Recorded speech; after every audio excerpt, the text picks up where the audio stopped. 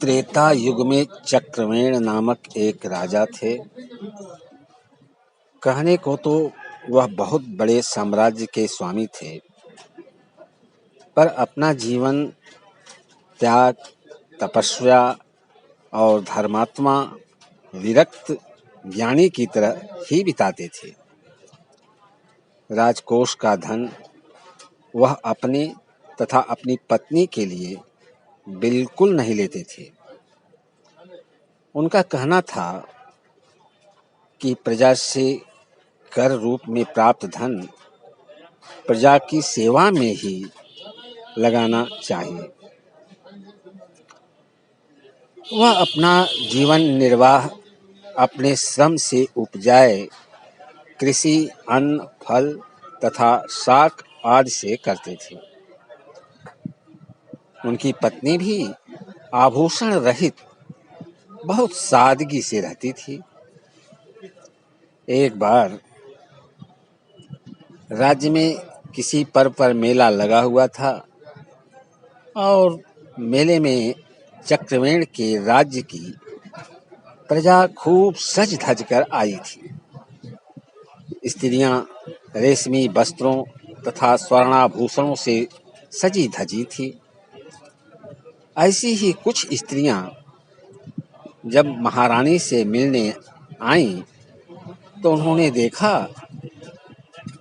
कि उनकी महारानी सूती वस्त्रों में बिना किसी आभूषण के एक दासी से भी दीनहीन लग रही थी।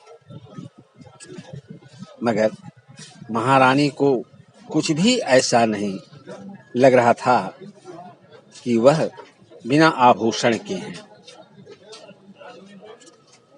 यह देखकर उन स्त्रियों ने कहा, महारानी जी, आप इतने समृद्ध राज्य की महारानी हैं।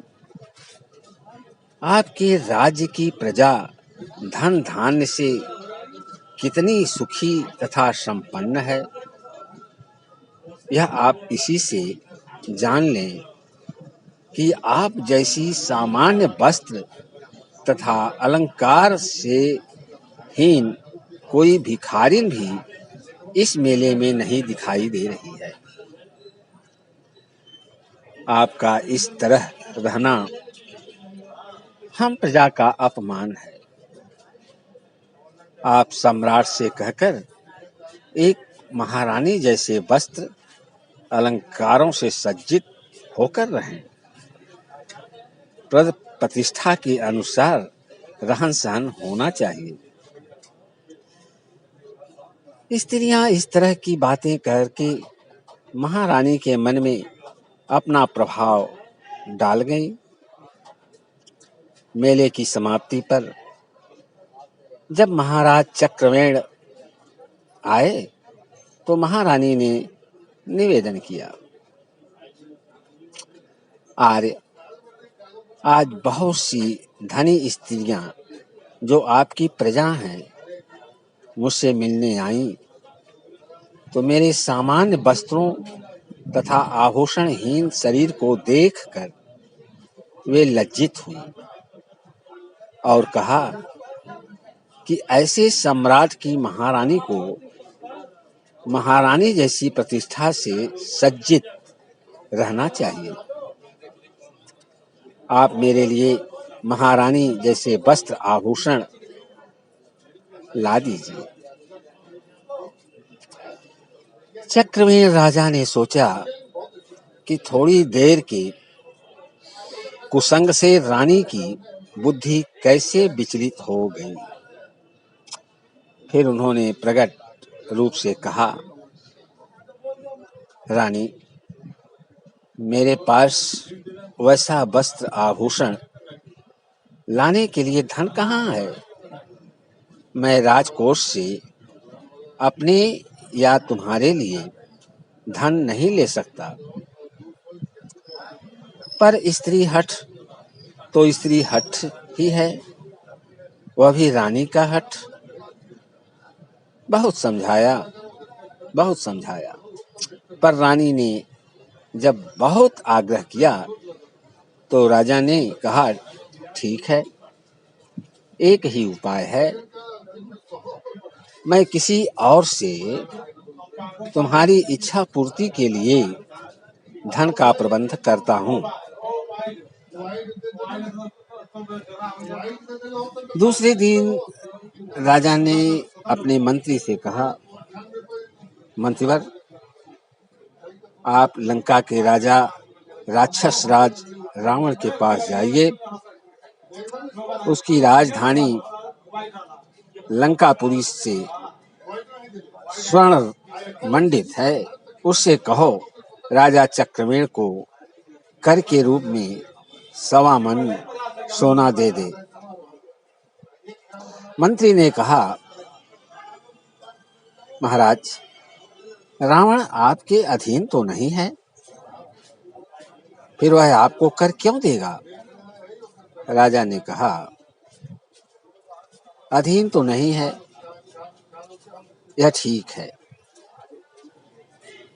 पर वह संपन्न है, इसलिए मेरी आवश्यकता को जाकर और जानकर वह जरूर स्वर्ण देगा। अगर मना करेगा तो फिर मैं उसे अपने पराक्रम से अपने अधीन कर लूंगा। मंत्री अपने राजा की प्रभाव शक्ति को जानता था। उसके एक आदेश पर ही सब पराभूत हो सकते हैं। मंत्री रावण के दरबार लंका में गया और महाराज चक्रवेण का आदेश सुनाया। मंत्री की बात सुनकर रावण क्रोध में भरकर सिंहासन से उठ खड़ा हुआ और बोला, लंकेश से कर लेने का चक्रवेण को इतना साहस कैसे हुआ? उसे पता नहीं कि यक्ष, गंधर्व, नाग, किन्नर, दानव को जीतकर मैं लंकापति हुआ हूँ। तुम दूत हो, अवध्य हो, अन्यथा इतना सुनते ही मैं तुम्हारा वध कर देता। इसलिए चुपचाप चले जाओ। मंत्री पर रावण के क्रोध का कोई प्रभाव नहीं पड़ा। उसने कहा, लंकेश, ठीक है, मैं जा रहा हूँ, पर यह बात शायद आप नहीं जानते कि महाराज चक्रवेण के प्रभाव चक्र से इस भूमंडल से समस्त जीव स्तंभित हो जाते हैं। ऐसा कहकर मंत्री चला गया और उसने लंका के परकोटे के बाहर समुद्र तट पर एक मिट्टी की लंका रावण की स्वर्ण लंका जैसी निर्मित कर ली। थोड़ी देर बाद फिर दरबार में आया।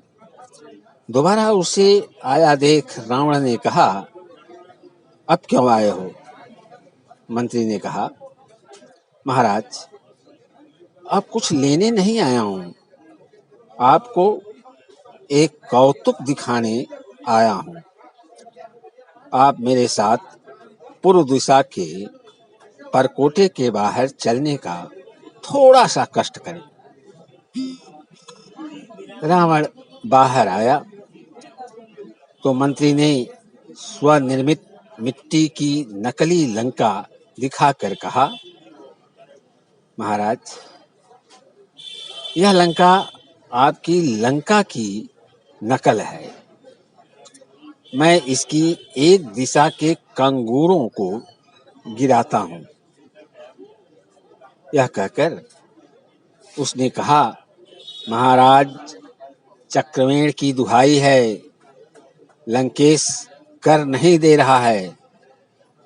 यह कहकर उसने नकली लंका के उस दिशा के कंगूरों को तोड़ दिया। उसके टूटते ही असली लंका का वह भाग भर भरा कर ध्वस्त हो गया। यह देखकर रावण को आश्चर्य हुआ।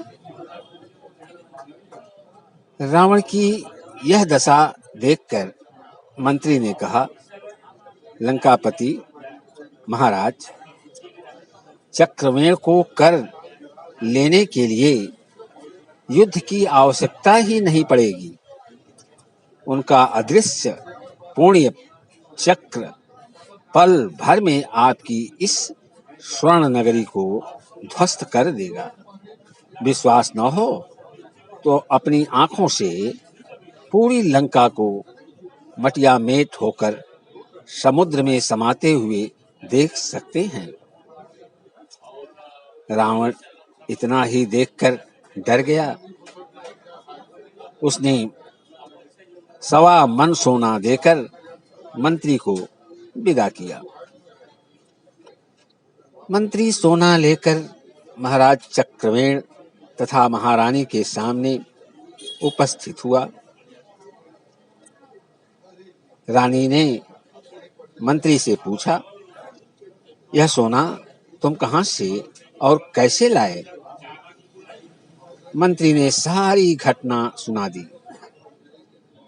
रानी अपने पति के नाम के प्रभाव का प्रताप सुनकर बड़ी लज्जित हुई कि उसने अपने पति के पुण्य प्रताप को नहीं जाना, जिसके नाम की दुहाई से ही लंका ध्वस्त हो सकती है, रावण कर दे सकता है।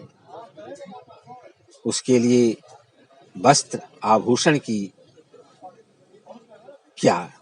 रानी ने कहा, मंत्रीवर, यह सारा सोना लंकेश को तत्काल लौटा आइए।